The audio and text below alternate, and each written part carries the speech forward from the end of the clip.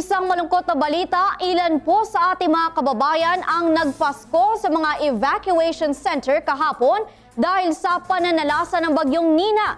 Kung gaano kalaki ang danyos na dulot ng sama ng panahon at kung anong mga lalawigan ang matinding napinsala, alamin natin sa report ni RH48, Sheila Edubas.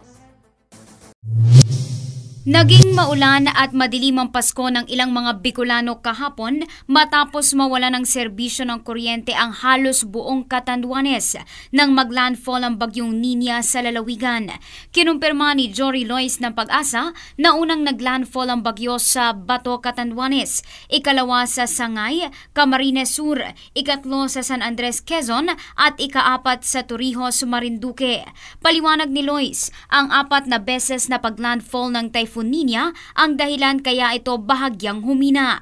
Ayon kay Governor Joseph Cua, 70% ng Catanduanes ay nawala ng kuryente dahil maraming linya ng kuryente at mga puno ang bumaksak sa lakas ng hangin na dala ng bagyo. Wala pa pong reported pero sa tingin ko hindi maiwasan eh. Although nagkaroon kami ng forced evacuation. Forced evacuation kahapon. Pero sana wala naman. Pero sobrang lakas ito. Baka may casual dito. Tinatayang nasa mahigit 4,000 pamilya naman o halos 21,000 na katao ang inilikas mula sa 59 na barangay at 11 munisipalidad. Ang Typhoon Nina ang itinuturing na pinakamalakas na bagyong tumama sa Bicol Region makalipas ang 10 taon nang malalasa ang Typhoon Reming sa Albay noong November 30, 2006. Samantala ramdam pa rin sa Kamsur ang epekto ng bagyo kung saan hindi pa rin napasable ang mga kalsada dahil sa mga nabuwal na puno at mga linya ng kuryente.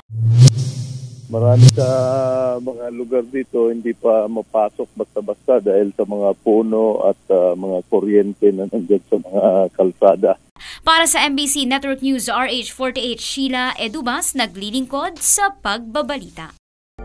I-like po ang page ng DZRH News Television para updated at i-share ang trending news na balitang ito para mas marami ang makabalita. At mag-comment para alam namin ang opinion mo.